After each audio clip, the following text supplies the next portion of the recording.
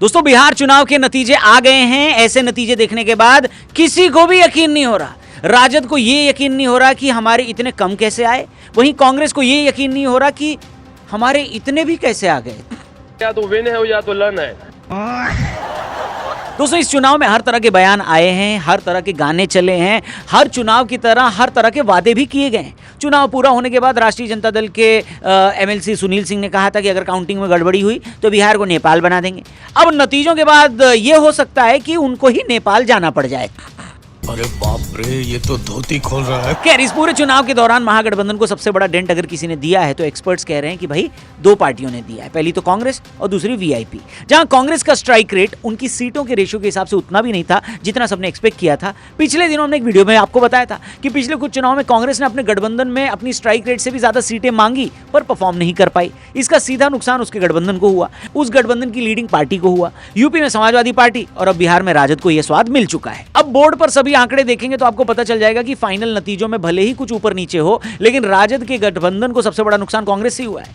कई कारण है इसके। पहले तो राहुल गांधी का लगभग पूरे ही चुनावों के दौरान गायब रहना। चिराग पासवान ने सबसे ज्यादा 186 रैलियां की जबकि वो सिर्फ 29 सीटों पर लड़े थे। तेजस्वी यादव ने 183 रैलियां की। मुकेश सहनी ने 161 जबकि वो सिर्फ 15 सीटों पर चुनाव लड़ रहे थे। प्रशांत किशोर ने 160 रैलियां की थी, लेकिन कांग्रेस तो 61 सीटों पर चुनाव लड़ रही थी। बल्कि रिपोर्ट्स की माने तो राहुल जी ने सिर्फ 16 रैलियां करी।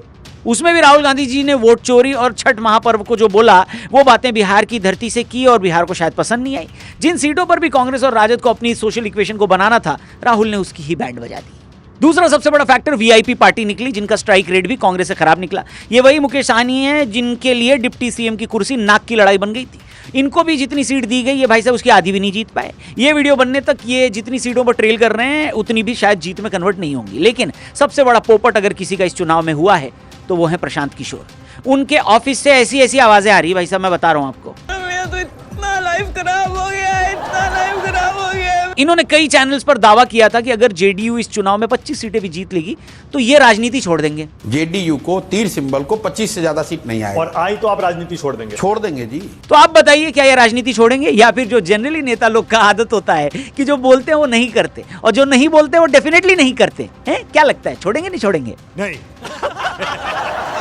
बाकी बिहार चुनाव की शुरुआत से पहले ही इन्होंने चुनाव लड़ने की अपनी उम्मीद छोड़ दी थी। ये चुनाव नहीं लड़े, फिर इन्होंने लगभग पूरी सीटों पर अपने उम्मीदवार उतारे और लगभग उतनी सीटों पर इनके उम्मीदवारों की जमानत जब्त होने वाली है। अब एनडीए और महागठबंधन दोनों ये सवाल कर रहे हैं कि प्रशांत किशोर कब राजनीति छोड़ेंगे। बोलो बोलो, टेल टेल। पीके ने अपना पहला चुनाव लड़ते ही स्ट्रैटेजी बनाई कि वो केजरीवाल जी की तरह एक विकास का मॉडल पेश करेंगे। उनके सभी कैंडिडेट भी जातिगत समीकरण और वहां की सोशल इक्वेशन के हिसाब से ठीक ठाक उतारे गए थे।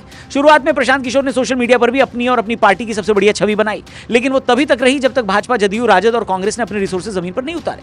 बहुत ही नेचुरल सी बात है कि इन पार्टियों के पास संसाधन भी ज्यादा है और जमीनी नेता भी। जब इनके रिसोर्सेज जमीन पर उतरे, वो पैसा जमीन पर आया तो जनसुराज पार्टी गायब हो गई। रिजल्ट में उसका इंपैक्ट दिख भी रहा है। इस बात से कोई इंकार नहीं करता कि प्रशांत किशोर ने जीत की झलक नहीं दिखाई, बिल्कुल दिखाई, लेकिन सोशल मीडिया पर ही वो सीमित रह गई। उधर तेजस्वी यादव के लिए भी ये काफी ज्यादा शॉकिंग रिजल्ट है। उनके विरोधियों का कहना है कि तेजस्वी जी ने तो चुनाव के नतीजों से पहले ही बता दिया था कि हम क्लीन स्वीप हो रहे हैं।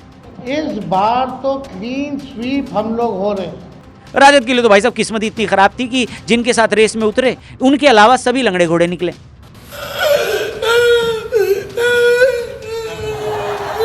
अरे रोने की जरूरत नहीं है नेताजी, आप अगर हंसना चाहते हैं तो हमारा लेटेस्ट टीवी शो जरूर देखना। नाम है वायरल बात रौनक के साथ न्यूज 18 इंडिया पर। कल 8:25 पर यह शो आया था। अगर आपने मिस कर दिया तो डिस्क्रिप्शन और पिन कमेंट में जाइए, लिंक दिया है। इस लेटेस्ट शो का देखकर फुल ऑन एंटरटेनमेंट भी मिलेगा और इन्फॉर्मेशन भी मिलेगा। दिल्ली में हुए बॉम्ब ब्लास्ट हो या बिहार इलेक्शन हो, बहुत सारी बातें एक साथ 15 मिनट में आपके लिए मस्त एंटरटेनिंग तरीके से हमने बनाई है। जाकर इस शो को जरूर देखना, लिंक डिस्क्रिप्शन और पिन कमेंट में दिया है। नाम है वायरल बात रौनक के साथ, only on news 18 India. Video में आगे बढ़ते हैं।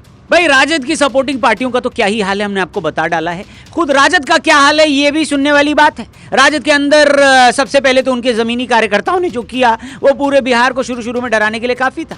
बाकी एक चुनावी इंटरव्यू में सीमांचल में चुनाव लड़ रहे ओवैसी के लिए तेजस्वी यादव ने एक्सट्रीम एलिमेंट जैसे शब्दों का इस्तेमाल किया था। याद करिए, चुनाव से पहले ओवैसी ने पूरी रिक्वेस्ट की थी कि उन्हें महागठबंधन में आने दिया जाए। तेजस्वी ने होने नहीं दिया। सबसे बड़ा नुकसान तेजस्वी को सीमांचल में इसका देखने को मिल रहा है। उनके इसी बयान के बाद से ओवैसी को वो मुद्दा मिला और सीमांचल में मुसलमान सीटों पर ओवैसी ने बड़ा वोट काटा है। ओवरऑल रिजल्ट्स में सबसे बड़ा नुकसान राजद को ही हुआ है। पर देखने वाली बात यह है कि ओवैसी की पार्टी को देखो कांग्रेस जितनी सीट मिल रही है। बाबा रे बाबा, उठा ले रे देवा, उठा ले रे बाबा।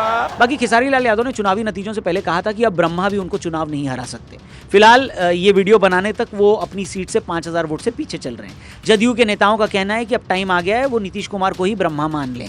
आज हम लोगों को बड़ी खुशी की बात है। इस पूरे चुनाव में प्रशांत किशोर का कहना था कि मैंने अपनी सेवाएं देकर जो पैसा कमाया वो सब बिहार में लगाया। भाजपा के नेताओं का कहना है कि नतीजों के बाद प्रशांत किशोर ने पैसा भी कमाया और इज्जत भी। उनके पास बस उतनी ही सीटें आई जितनी वो अपने घर से लेकर चले थे, यानी 0 खत्म। बाकी आनंद सिंह की भी बात कर लेते हैं। चुनाव से पहले एक पत्रकार ने उनसे पूछा कि आप चुनाव में कितनी सीटें जीत रहे हैं, एनडीए कितना जीत रहा है। उन्होंने कहा जितना है कुल यह जीते हैं। बिहार की जनता ने सचमुच एनडीए को ऑलमोस्ट कुल यह सीटें जिता दी। नहीं, बाकी कांग्रेस को इस चुनाव में 61 सीटों पर लड़ने के बाद सिर्फ 5 सीटें मिलती दिख रही हैं। हर्षित राणा का भी स्ट्राइक रेट इससे बेटर है भाई। लालटेन वाली पार्टी कांग्रेस को लालटेन लेकर भी नहीं ढूंढ पा रही है। वहीं भाजपा के नेताओं का कहना है कि राहुल जी एक संत और तपस्वी आदमी हैं। बिहार में उन्होंने ऐसा तप किया कि पूरी की पूरी आरजेडी को ही भस्म कर डाला। नहीं, कम से कम एक बार बता तो देते। लेकिन इस पूरे इलेक्शन में सबसे बड़ा फैक्टर अगर कोई बनी है तो वो महिला वोटर है। आंकड़ों से पता चलता है कि इस चुनाव में महिलाओं की मतदान दर पुरुषों से कहीं अधिक। पूरे बिहार में महिला वोटर टर्नआउट लगभग 71.6% रहा, जबकि पुरुषों की मतदान दर 62.8%। महिला वोटर टर्नआउट ने पिछले कई चुनावों की तुलना में अनप्रेसिडेंटेड बढ़ोतरी दिखाई है और इससे चुनावी नतीजों को प्रभावित भी किया है। जाति के हिसाब से महिलाओं के वोटिंग पैटर्न में महत्वपूर्ण बदलाव देखने को मिला है। ऐसी महिलाओं के एक वर्ग ने राजद और महागठबंधन को समर्थन दिया, जबकि अनुसूचित जाति और पिछड़ी जाति की महिलाएं एनडीए और जेडीयू को वोट दे रही थी। मुस्लिम महिला वोटर राजद और महागठबंधन के लिए महत्वपूर्ण मतदाता बनी। ब्राह्मण, भूमिहार, राजपूत जाति की महिलाओं ने मुख्य रूप से बीजेपी और एनडीए के पक्ष में मतदान किया। लेकिन एक फैक्टर जिसने डिसाइसिव रोल तय किया वो थी 10,000 रुपए की आर्थिक सहायता वाली स्कीम जो महिलाओं को रोजगार के लिए दी गई थी। इसने नीतीश कुमार और मोदी जी के लिए एक ऐसी लहर बनाई जो देखो रिजल्ट में नजर आई।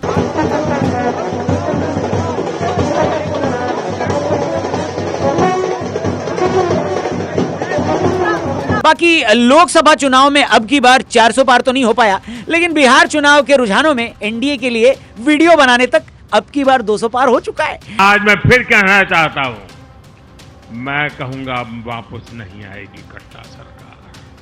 अब वापस नहीं आएगी, अब वापस नहीं आएगी, अब वापस नहीं आएगी। साथियों, बिहार के लोगों ने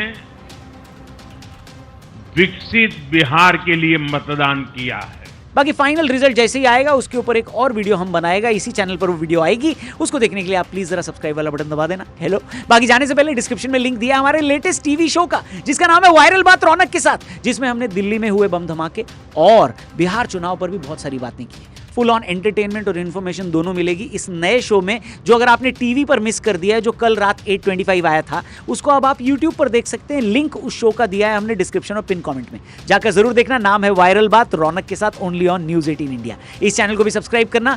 कल मिलेंगे बिहार चुनाव पे और डिटेल में बात करेंगे, एक एक्सक्लूसिव वीडियो। जय हिंद, जय भारत।